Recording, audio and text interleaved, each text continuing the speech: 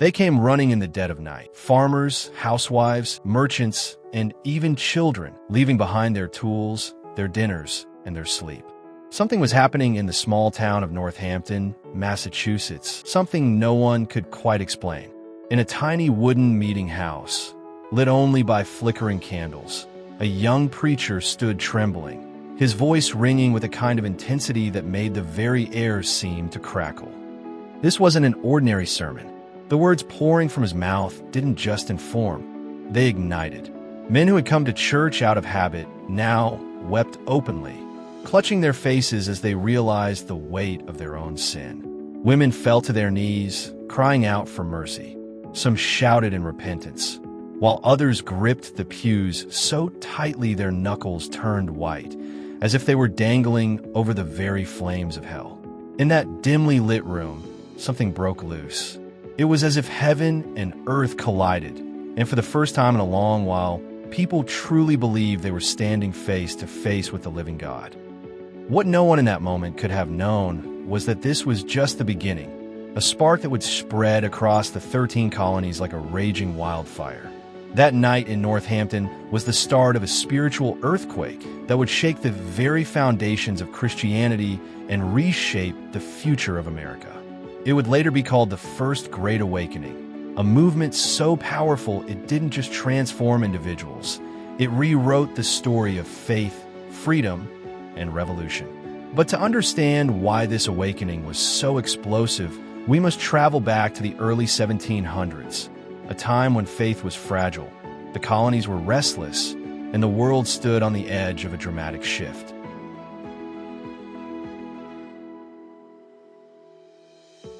The America of the early 18th century was not the America we know today.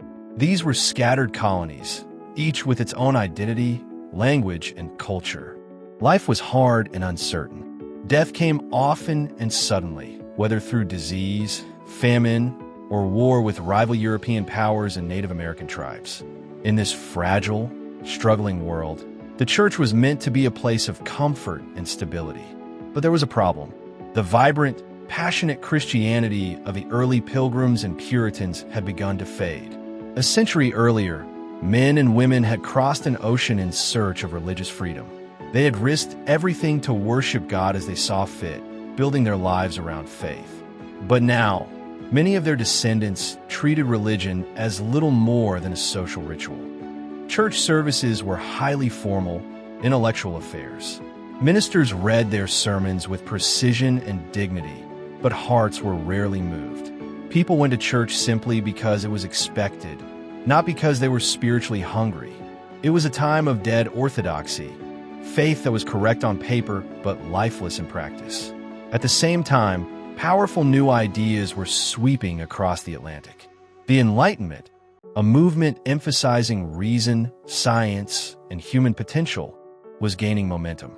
These ideas encouraged people to question old authorities and traditions, including the church itself. Some thinkers argued that religion was unnecessary, even superstitious. Others simply pushed God further into the background, treating him like a distant clockmaker who had wound up the universe and left it to run on its own. For many ministers and believers, it felt like a storm was brewing. Spiritual vitality was slipping away, and the very foundation of the colony's faith seemed to be crumbling. Christianity, it seemed, was at risk of becoming little more than a cultural relic. And then, almost unexpectedly, a movement of revival began to rise. It didn't start with a grand announcement or a powerful institution. It began quietly, almost invisibly, with local ministers who felt a burning conviction that something had to change. Among these was a young preacher named Jonathan Edwards, a man whose mind was as sharp as his heart was passionate. Edwards was no ordinary pastor. He was a brilliant thinker, deeply influenced by theology and philosophy. Yet his greatest desire was not to impress people with knowledge, but to see their lives transformed. He believed that true faith wasn't about ritual or intellectual agreement. It was about a deep, personal encounter with God, a moment when the human soul was overwhelmed by divine grace. In Northampton, Edwards began preaching sermons that were anything but ordinary. His most famous sermon, Sinners in the Hands of an Angry God, would become one of the most legendary in American history. Delivered in a calm, steady voice. No shouting, no theatrics. It painted a terrifying image of humanity dangling like a spider over the pit of hell, held up only by the thin thread of God's mercy. The response was electric. People didn't just hear Edward's words, they felt them deep in their bones. Some cried out in anguish. Others collapsed on the floor in repentance. Entire families were transformed in a single night. Edwards himself later admitted that even he was surprised by the intensity of the reactions. What was happening in Northampton was unlike anything the colonies had seen before. Word spread quickly, carried by travelers, letters, and newspapers. Soon, other preachers began to experience similar outbreaks of revival in their towns and villages. It was as though an invisible fire was spreading from one community to the next, consuming everything in its path. And then, into this growing movement stepped a young English preacher who would become the most famous evangelist of his time, a man whose passion, charisma, and sheer vocal power would turn a regional revival into a continent-wide spiritual explosion. His name was George Whitefield, and he would soon take the colonies by storm. George Whitefield was unlike anyone the American colonies had ever seen. Born in 1714 in Gloucester, England, Whitefield's beginnings were far from glamorous. His father owned a small inn, and young George spent much of his childhood serving customers and scrubbing floors. He was no stranger to hardship or humiliation, and these early experiences shaped his ability to connect with ordinary people in a way that few preachers ever could. From a young age, Whitefield possessed a natural gift for speaking. Even as a boy, he entertained patrons at the inn by reciting dramatic readings and storytelling. But no one could have predicted that this same boy would one day draw crowds so vast that entire cities seemed to empty just to hear him speak. While studying at Oxford University, Whitefield became part of a small group of students passionate about serious, disciplined devotion to God. This group, led by John and Charles Wesley, would later form the foundation of the Methodist movement. Whitefield was deeply impacted by these friendships, but his own spiritual journey took a dramatic turn one night when he experienced what he later described as being born again. For Whitefield, Christianity wasn't about cold, intellectual belief or mechanical ritual. It was about a heart set ablaze by the love of God, a theme he would carry into every sermon he ever preached. When he was ordained as a minister, Whitefield's preaching style immediately set him apart. In an era when most ministers read their sermons in a monotone voice from carefully written notes, Whitefield preached with passion, often weeping, shouting, and gesturing dramatically as he spoke. His voice was so powerful that Benjamin Franklin, who was by no means a religious man, once marveled at its sheer strength. Franklin calculated that Whitefield's booming voice could reach 30,000 people in an open field without any amplification, a feat almost unimaginable today. Whitefield's first sermons in England caused a sensation. Churches overflowed with people eager to hear this dynamic young preacher. But Whitefield wasn't content to stay inside four walls. When traditional churches grew uneasy about his style and message, he simply took his sermons outside. He began preaching in fields, marketplaces, and wherever crowds would gather. This was shocking at the time. Many religious leaders considered outdoor preaching undignified, even scandalous. But Whitefield didn't care about appearances. He cared about souls. When Whitefield made his first journey to the American colonies in 1739, few could have predicted the impact he would have. America was still a patchwork of separate colonies, each with its own churches and traditions. Whitefield's arrival was like a match dropped into dry grass. His open-air meetings were unlike anything the colonies had ever experienced. Entire towns would shut down when word spread that Whitefield was coming. Farmers left their fields. Shopkeepers closed their stores. Even skeptics came, driven by curiosity about this fiery preacher from England. Whitefield's sermons were masterpieces of storytelling. He didn't simply explain Bible verses. He painted pictures with his words. Listeners said it felt as though they were standing beside Jesus as he healed the blind, or standing before the gates of heaven and hell themselves. Whitefield used vivid imagery, dramatic pauses, and emotional appeals that stirred hearts to the core. And his message was radical. In a society built on social hierarchies and rigid class divisions, Whitefield proclaimed that salvation was available to everyone. Rich or poor, male or female, enslaved or free, it didn't matter. What mattered was a personal decision to follow Christ. This was not just religiously groundbreaking, it was socially explosive. Among those deeply moved by Whitefield's preaching were enslaved African Americans, many of whom found in the gospel a message of dignity and hope. Whitefield's willingness to preach to them directly was revolutionary, even though his personal stance on slavery was tragically inconsistent.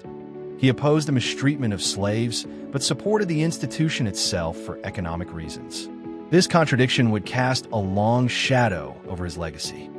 Still, for many, Whitefield's preaching was a revelation. For the first time, ordinary people felt empowered to approach God directly, without needing to go through priests or rituals.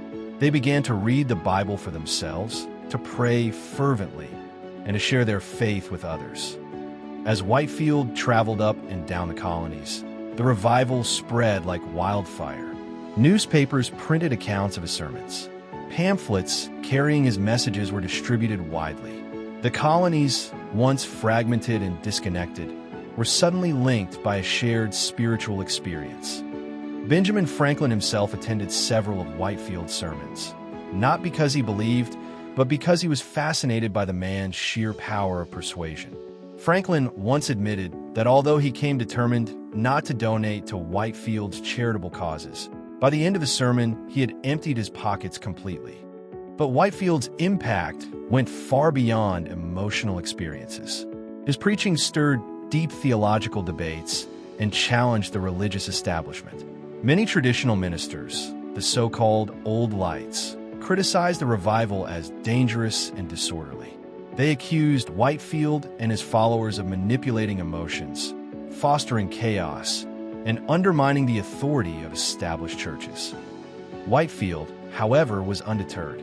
He believed that spiritual renewal could not be confined to dusty traditions. For him, the gospel was a living, breathing force that demanded urgency. His willingness to bypass traditional structures and speak directly to the people inspired countless others to do the same. This growing division between the old lights and the new lights would soon tear through communities, splitting congregations and even families. Yet in the midst of the conflict, revival continued to spread. By the early 1740s, the First Great Awakening had grown into a continent-wide spiritual upheaval. It wasn't just a series of church meetings. It was a mass movement that crossed boundaries of denomination, class, and race. For many, it felt like the dawn of a new era, a time when God himself was visiting his people in power. But revival on such a massive scale came with its own challenges. As the movement grew, so did the controversies. Strange phenomena began to appear at revival meetings. People fainting, shaking, laughing uncontrollably, or crying out in ecstatic joy. Some saw these as signs of the Holy Spirit at work. Others were horrified, viewing them as dangerous excesses. Even Jonathan Edwards, who defended the revival, warned against mistaking emotional experiences for genuine conversion. He argued that true faith would ultimately be proven by a transformed life, not just an emotional outburst. This tension between spiritual passion and orderly worship would become one of the defining struggles of the Great Awakening. But one thing was clear: the old world of cold, lifeless religion was gone. A new, vibrant, and deeply personal Christianity was emerging, and it was reshaping not only churches but the very fabric of colonial society. As the fires of revival burned brighter, they began to illuminate issues far beyond the walls of the church. Questions of authority, equality, and freedom were rising to the surface. And before long, the spiritual revolution of the Great Awakening would merge with a political revolution that would change the course of history forever. The revival that swept through the American colonies in the 1730s and 1740s wasn't just a religious movement. It was a social earthquake. It shook more than the churches. It rattled the very foundations of colonial society.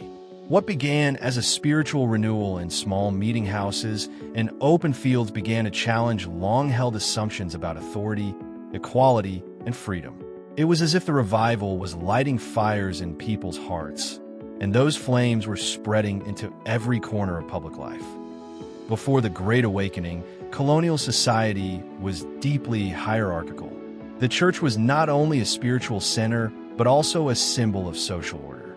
Ministers were highly respected, often holding the same kind of authority as judges or governors. Wealthy landowners sat in the front pews, while the poor and enslaved were pushed to the back, sometimes even forced to stand outside. Religion reinforced the existing social structures rather than challenging them. But the message of the revivalists was profoundly disruptive. George Whitefield and others preached that every person stood equal before God. Salvation was not inherited through family, purchased through wealth, or guaranteed by social status. It was a free gift of grace, available to anyone who repented and believed, slave or master, farmer or merchant, man or woman. This message was revolutionary in a world built on inequality. When a poor farmer heard Whitefield declare that he was just as precious to God as a wealthy governor, it sparked something deep inside.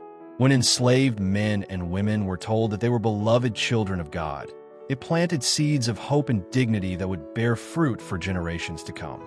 For many, these ideas were thrilling. For others, they were terrifying. If all people were equal before God, then why should kings and nobles hold power over commoners? Why should one group of people be allowed to rule another simply because of birth or wealth? These questions didn't remain theoretical. They began to change behavior. Ordinary people started to feel empowered to speak up, not only about their spiritual lives, but also about their communities and governments.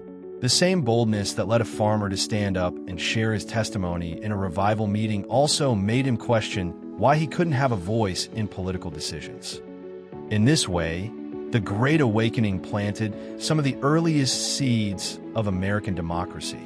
While the revival was primarily spiritual, it carried with it a powerful undercurrent of social change. People began to see themselves not just as subjects of distant rulers, but as individuals with inherent worth and rights. This shift was especially visible in the rise of new denominations and congregations.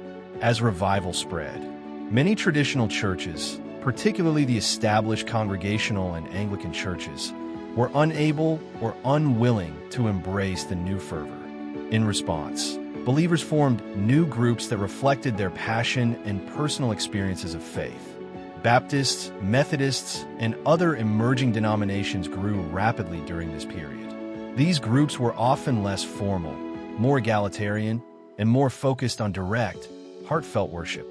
They provided spaces where ordinary people, including women and the poor, could have a voice and even leadership roles.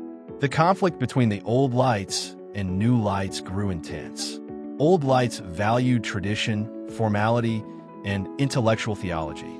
New lights championed emotion, personal conversion, and the direct work of the Holy Spirit. Entire congregations split apart over these differences. Families were divided. Communities experienced bitter disputes. But despite the chaos, the movement could not be stopped. The very act of challenging established religious authority prepared people to question other forms of authority as well. If a minister could be wrong, why not a governor or even a king? By the mid-18th century, these ideas were merging with other revolutionary currents. The Enlightenment, with its emphasis on liberty and reason, was already encouraging colonists to think critically about their political situation. The Great Awakening added a spiritual fire to these intellectual sparks. It didn't just tell people that they could be free, it gave them a vision of why they should be free.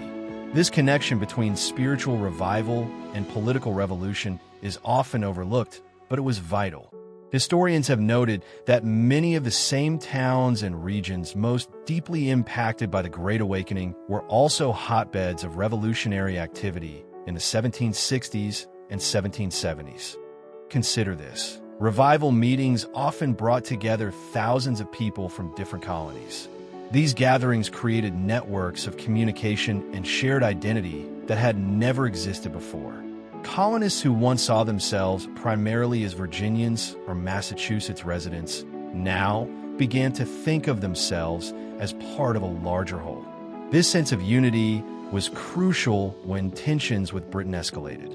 Without the shared spiritual experience of the Great Awakening, it's possible the colonies might never have developed the cohesion needed to launch the American Revolution. The revival also influenced specific leaders.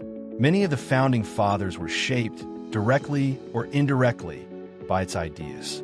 Even Benjamin Franklin, though personally skeptical of religious doctrines, admired Whitefield and supported his work. The language of revival, liberty, equality, awakening, echoed in the political speeches and writings of the Revolutionary era. However, the Great Awakening's influence on politics wasn't always straightforward. Some revivalists believed that true Christians should focus on spiritual matters and avoid political entanglements. Others saw no conflict between faith and activism, arguing that a just society must reflect God's will for human freedom. This debate played out in the lives of ordinary believers. For some, the experience of being spiritually born again led to a new commitment to social justice. For others, it inspired a focus on personal holiness and evangelism, leaving questions of politics for others to resolve. Perhaps the most complex and tragic area of the Awakening's social impact was its relationship to slavery. Whitefield and other revivalists preached to enslaved people and proclaimed their spiritual equality before God. In many cases, this gave rise to vibrant African-American Christian communities that would play a vital role in later struggles for freedom and civil rights. Yet at the same time, many revival leaders, including Whitefield himself, either tolerated or actively supported the institution of slavery. Whitefield even campaigned for the legalization of slavery in Georgia, arguing that it was necessary for economic growth. This painful contradiction revealed the limits of the revival's vision and set the stage for future conflicts within American Christianity. Despite these complexities, the overall effect of the Great Awakening was to unsettle the status quo. It broke down barriers, challenged hierarchies, and inspired people to imagine new possibilities for both church and society. By the 1750s and 1760s, the revival's direct influence began to wane, but its legacy remained. A generation of colonists had been profoundly shaped by its message of personal transformation and spiritual equality. When British policies later threatened their freedoms, they were ready, not just politically, but spiritually, to rise up in defense of their rights. It's no coincidence that some of the most passionate revolutionary rhetoric echoed the language of revival. Just as Whitefield had called people to awaken from spiritual sleep, revolutionary leaders like Patrick Henry and Thomas Paine urged colonists to awaken to the realities of political oppression. In many ways, the American Revolution was not only a political uprising, but also the outworking of a profound spiritual transformation that had begun decades earlier. The Great Awakening had prepared the soil. The seeds of liberty had been planted in the hearts of men and women who had learned, through revival, to think for themselves, to stand on equal ground before God, and to believe that change was possible. As the colonies moved closer to open conflict with Britain, the spiritual and the political became intertwined in ways that would shape the new nation. But even as the Great Awakening's legacy fueled revolutionary fervor, it also faced internal challenges and controversies that threatened to tear it apart from within. The very intensity that had made the revival so powerful also made it volatile. Strange and dramatic phenomena began to dominate some meetings, leading critics to question whether the movement was truly from God or merely a product of human emotion. And as revivalists grapple with these questions, the future of the movement and of American Christianity itself hung in the balance. The Great Awakening burned like a wildfire, but as with any massive blaze, there came moments when the heat became almost too intense to control. What began as a passionate call to repentance and renewal soon gave rise to fierce controversies, emotional extremes, and bitter theological battles that threatened to consume the very movement it had sparked. At its heart, the awakening was about personal transformation. Preachers like Jonathan Edwards and George Whitefield proclaimed that salvation required a deep, inward conversion, a direct, personal encounter with the living God. For many, this was profoundly liberating. People wept, trembled, and shouted with joy as they experienced forgiveness and grace in ways they had never known before.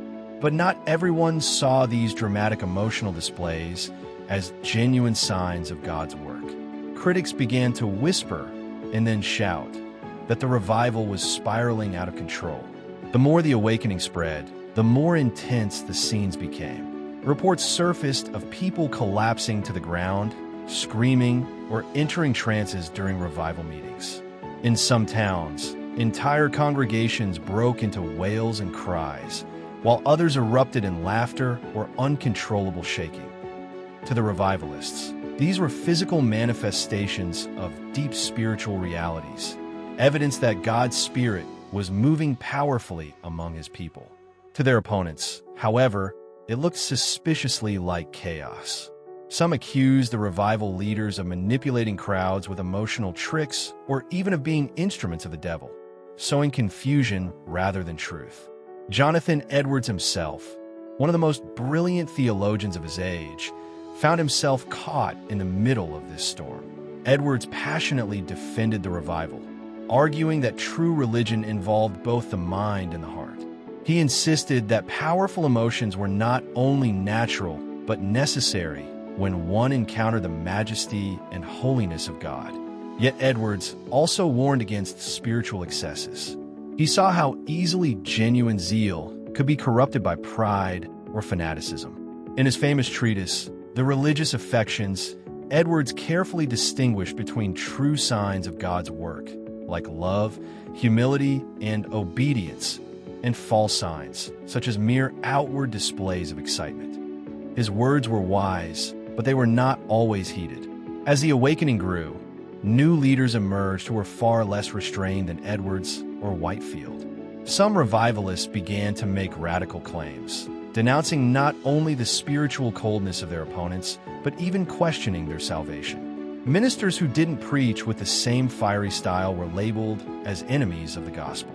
Entire congregations were torn apart as members accused one another of being either true converts or false professors of faith. This led to one of the most bitter divisions of the era, the split between the so-called New Lights and Old Lights.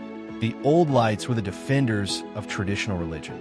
They valued intellectual preaching, orderly worship, and the authority of established church structures.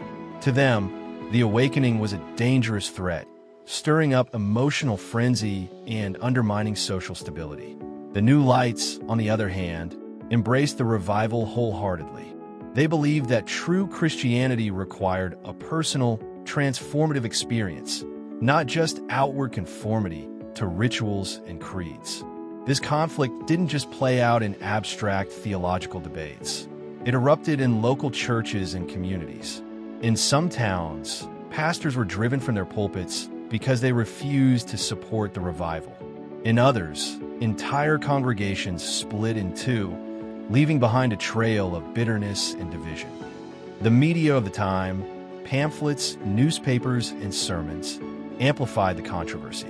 Writers on both sides published scathing attacks, accusing their opponents of heresy, pride, or even demonic influence. It was a war of words that raged alongside the revival itself, shaping how people understood what was happening. Some of the most extreme figures of the awakening only added fuel to the fire. Men like James Davenport became infamous for their dramatic, theatrical preaching. Davenport once led a crowd in burning worldly goods, like fine clothing and books, in a public bonfire, a stunt that horrified even many revival supporters. Davenport's antics gave critics ample ammunition. They argued that the revival was nothing more than mass hysteria, whipped up by charismatic leaders who cared more about fame than truth. Even George Whitefield, who was himself accused of being overly dramatic, distanced himself from Davenport and condemned such excesses. The controversy also extended to theological questions. One of the central debates concerned the nature of conversion. Was it something that happened suddenly, in a dramatic moment of crisis and renewal, as the revivalists claimed? Or was it a gradual process of learning and growth, as the traditionalists insisted? The revivalists' emphasis on sudden conversion experiences challenged the authority of established churches. If salvation came directly from God through personal faith, then ministers and sacraments were no longer the sole gatekeepers of grace. This democratizing message thrilled many ordinary people, but deeply threatened religious elites who saw their power slipping away. Another hotly contested issue was the role of women in the revival. While women had always been active in church life, the awakening gave them unprecedented opportunities to speak, pray, and even exhort publicly. Figures like Sarah Osborne, a devout woman in Rhode Island, led prayer meetings that drew hundreds of people, including ministers. For some, this was a beautiful sign of God's Spirit breaking down social barriers. For others, it was scandalous and dangerous, a violation of proper gender roles.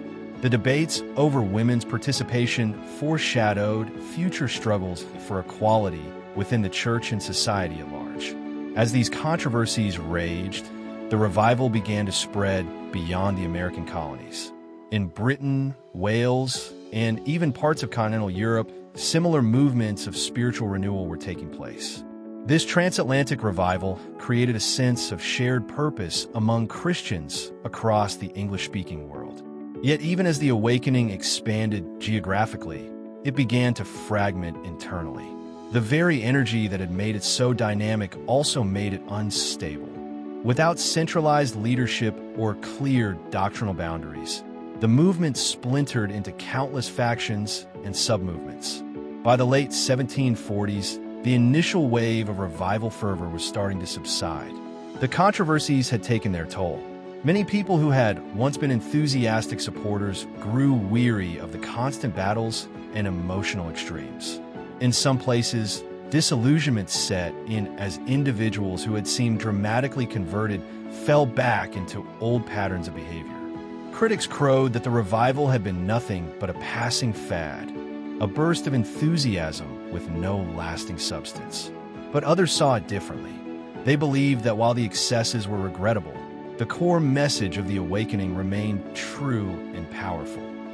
Jonathan Edwards, reflecting on the movement in his later years, compared it to a great storm. The winds had been fierce, the lightning sometimes frightening, but in the end, the rain had brought new life to the land. Despite the chaos, countless souls had been awakened to a deeper relationship with God. Even as the first wave of the Great Awakening faded, its effects lingered. The new denominations and networks it had created continued to grow. The theological debates it had sparked shaped the future of American Protestantism. And the spirit of revival would rise again in later generations, most notably in the Second Great Awakening of the early 19th century. But perhaps its most profound legacy lay in the way it prepared ordinary people to think and act independently. By challenging established authorities and encouraging personal spiritual responsibility, the awakening laid the groundwork for broader cultural and political revolutions to come. The emotional highs and lows of the revival, the controversies and divisions, were not merely side effects.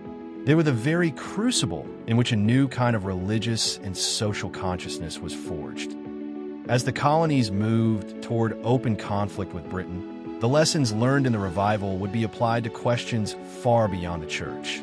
The same people who had once debated theology in revival meetings would soon be debating liberty and independence in town halls and legislatures. The Great Awakening, for all its flaws and excesses, had done something extraordinary. It had awakened a people. And as the next chapter of history unfolded, those awakened hearts and minds would help shape the destiny of a new nation. Yet before we fully turn to that revolutionary era, we must consider one final question. What lasting spiritual and cultural legacy did the Great Awakening leave behind? Not just for its own time, but for the centuries that followed? The fires of the First Great Awakening may have dimmed by the late 1740s, but the embers continued to glow, hidden beneath the surface of everyday life. These glowing coals would quietly ignite again and again, not only fueling future religious revivals, but also shaping the very soul of a nation, and even reaching far beyond the shores of America to influence global Christianity. When we think of revolutions, we often imagine musket shots, declarations of independence, and dramatic battles for freedom. But the first revolution in America was spiritual, not political.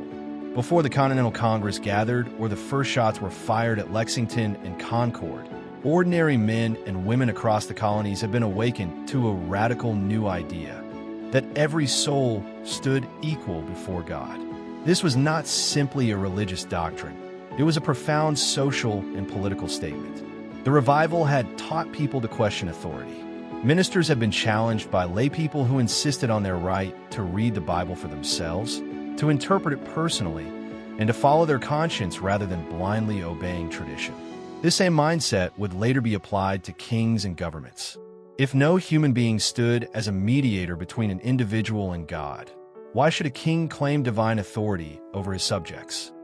Historians have traced direct lines between the sermons of revival preachers and the speeches of early American patriots.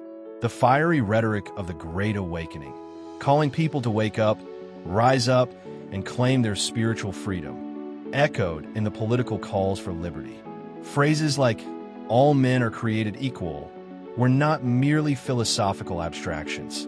They were deeply rooted in the revival's teaching that salvation was available to all, regardless of social class or birth. Even the very language of awakening became part of the revolutionary vocabulary. When pamphleteers urged colonists to awake to the dangers of tyranny, they were borrowing imagery straight from the revival meetings where preachers had begged sinners to awaken to the danger of spiritual death. But the awakening's influence did not stop with politics. It fundamentally reshaped American religion in ways that still affect us today. Before the revival, colonial churches were largely hierarchical, formal, and centered on established denominations like the Congregationalists in New England or the Anglicans in the South. Worship services were orderly affairs, often emphasizing doctrine and tradition over personal experience. The Great Awakening blew open the doors of these churches, sometimes literally. Outdoor preaching became normal, making worship accessible to those who felt unwelcome or excluded from traditional church life. People who had once been passive listeners became active participants, praying aloud, sharing testimonies, and even taking on leadership roles. This democratization of religion gave rise to new denominations. Baptists, Methodists, and other revival-born groups began to flourish, often appealing to poorer and rural populations who felt overlooked by the old elite churches. These new denominations were flexible and adaptable, able to send traveling preachers into frontier territories where established churches had no presence. Over time, this created the uniquely pluralistic religious landscape of America. Unlike Europe, where state churches dominated, the colonies became a patchwork of competing denominations, each thriving through voluntary participation rather than government enforcement. This diversity eventually helped inspire the constitutional principle of religious freedom, enshrined in the First Amendment. In practical terms, the awakening also led to the founding of key educational institutions. Schools like Princeton University, Dartmouth College, and Brown University were originally established to train ministers who were deeply committed to the revivalist spirit.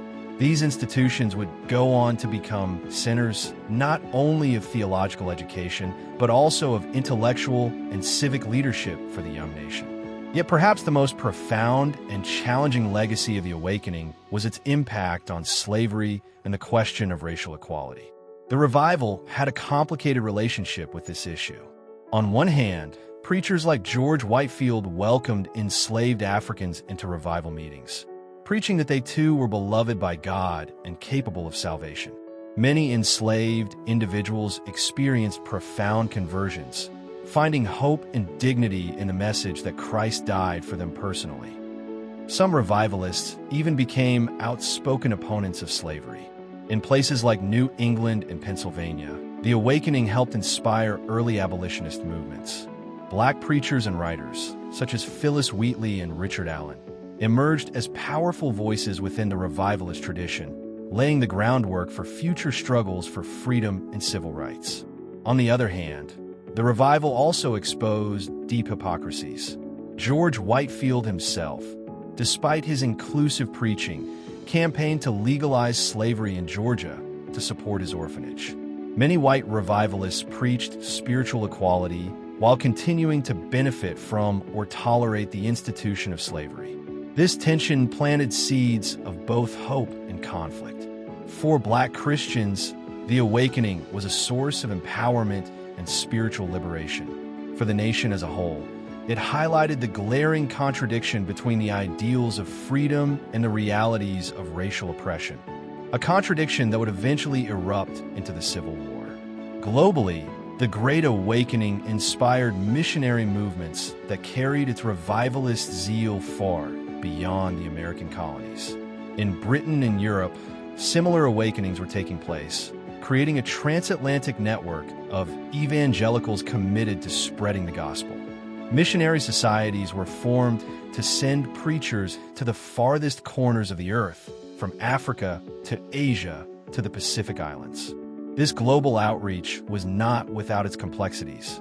While many missionaries genuinely sought to share the message of Christ and improve the lives of those they served, their work was often entangled with colonialism and cultural imperialism. The same revivalist spirit that emphasized individual freedom sometimes clashed with the realities of empire and domination. Back in America, the Second Great Awakening of the early 19th century would build on the foundation laid by the first. Camp meetings, circuit riders, and social reform movements all drew inspiration from the earlier revival. Issues like women's rights, temperance, and abolition were deeply connected to the spiritual fervor unleashed by the First Great Awakening. Even today, traces of that first revival can be seen in modern evangelicalism. The emphasis on personal conversion, passionate preaching, and large-scale evangelistic events all have their roots in the 18th century movement. Whether you're watching a contemporary worship service, attending a mega church, or hearing a testimony about someone's born-again experience, you are witnessing the enduring influence of the awakening. Culturally, the Great Awakening helped shape the very identity of America. It fostered a sense of national unity at a time when the colonies were still divided by geography and culture. By connecting people through shared spiritual experiences, it created a foundation for collective action, not only in the realm of religion, but also in politics, education, and social reform. The revival also left behind a powerful mythos of renewal. Americans came to see themselves as a people uniquely chosen by God, capable of being renewed and reborn both individually and collectively. This belief would fuel countless movements for change, from westward expansion to civil rights to contemporary calls for revival. Imagine, for a moment, a young farmer in the 1740s standing in a crowded field as George Whitefield's voice thunders across the air. That farmer may have felt his heart stirred, his mind awakened, his life forever changed. Now imagine millions of similar moments, rippling outward through time, moments of awakening that continue to this day. The story of the Great Awakening is not over. Its echoes can be heard in every sermon that calls people to personal faith, in every act of social reform inspired by spiritual conviction, and in every movement that seeks to renew the church and the world. As we look back on this extraordinary chapter of history, we are left with a question: will we, too, allow ourselves to be awakened? The echoes of the First Great Awakening still linger, like the fading toll of a bell across centuries. Though the meetings have ended, the fiery sermons have been replaced by history books, and the voices of Whitefield and Edwards have long since been silenced by time. The heartbeat of that awakening still pulses beneath the surface of our world today. Its story is not just about dusty pews and colonial towns. It is about something far deeper, a question that confronts every generation. Can faith be renewed? Can hearts, nations, and even the church itself truly be awakened again? To understand its modern relevance, we must reflect on what the Great Awakening truly achieved. It wasn't simply a wave of emotional revival meetings or an exciting chapter in religious history. It was a collision of heaven and earth, a moment when ordinary men and women dared to believe that God could speak directly to them, that they could encounter him not through ritual, tradition, or hierarchy, but personally, powerfully, and transformatively. This was revolutionary in the 1700s, but it remains just as radical today. In a world filled with digital noise, political divisions, and the cold glow of screens, we're not so different from those early colonists whose faith had grown formal, intellectual, and lifeless. Back then, many attended church simply out of obligation. Today, many call themselves believers but feel distant from the vibrant spiritual life they long for.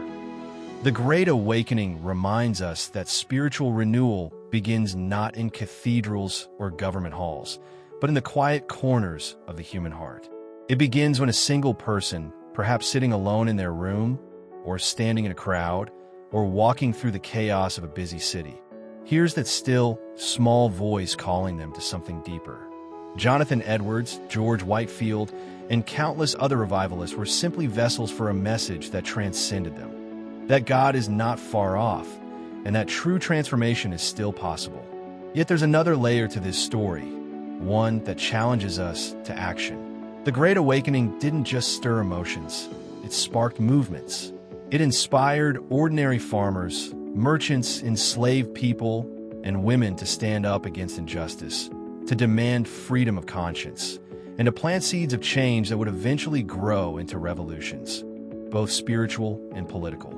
It was a revival that didn't stay confined to the pulpit. It spilled out into streets, towns, and nations. And here is where the challenge confronts us today. What will we do with our awakening? Consider how many of the issues the Great Awakening grappled with remain painfully relevant. Racial injustice, inequality, religious division, the temptation to confuse outward appearance with inward reality. The same struggles that fractured churches in the 18th century continue to haunt modern Christianity. The revivalists of the past didn't always get it right. They were flawed, sometimes deeply so. Whitefield's stance on slavery, for example, is a sobering reminder that spiritual fervor does not automatically lead to social righteousness. But their willingness to confront their age's spiritual complacency is something we desperately need to recover. We live in a time of great spiritual hunger, even if that hunger is often disguised beneath material comfort or cynicism. People search for meaning in self-help books, politics, technology, and entertainment, yet so many remain unfulfilled. The First Great Awakening teaches us that no human system can satisfy the deepest longings of the soul. True awakening comes not from trends or movements, but from an encounter with the divine. It challenges each of us to look inward and ask, have I experienced that personal transformation? Have I been awakened? But awakening is never meant to stay private. The legacy of the 18th century revival is also a call to engage the world around us. Just as those early revivalists built schools, launched missionary efforts, and fought for freedom of worship, we are called to bring renewal to our communities. Whether through acts of service, advocacy for justice, or simply sharing a message of hope, each of us has a role to play. Imagine if even a fraction of the energy that fuels today's social media debates or political arguments were redirected toward genuine spiritual renewal.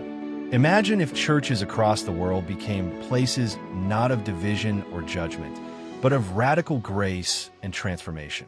The Great Awakening was a historical event, yes, but it is also a template for what is still possible. And there is something almost poetic in how its message has traveled through time. Consider this. In the 1740s, George Whitefield's booming voice carried across fields to crowds of 30,000. Today, through the internet and global communication, a single message can reach millions in seconds. The tools have changed, but the mission remains the same. The world is as hungry for awakening now as it was then, perhaps even more so. The question is, will we rise to meet that hunger? Or will we, like some of the old lights of the past, retreat into comfortable traditions, fearful of change, unwilling to let the Spirit disrupt our routines? The closing chapter of the First Great Awakening is still being written by us. Every act of faith, every moment of courage, every step toward renewal adds another line to its story. Just as those colonists gathered in candlelit churches and open fields, trembling with conviction, so too can we gather, across nations, cultures, and generations, to seek a new move of God. Perhaps, even now, somewhere in a small church or crowded stadium, a voice is rising, much like Whitefield once did, calling people to repentance, to hope, to transformation. Perhaps that voice is yours. As you reflect on the history of this remarkable movement, don't simply view it as a relic of the past. See it as a mirror, showing what is possible when ordinary people encounter an extraordinary God. The Great Awakening didn't happen because a few gifted preachers were charismatic enough to change history.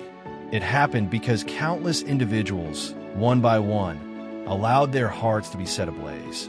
And together, they became a force no government, institution, or empire could contain. So now the question comes to you.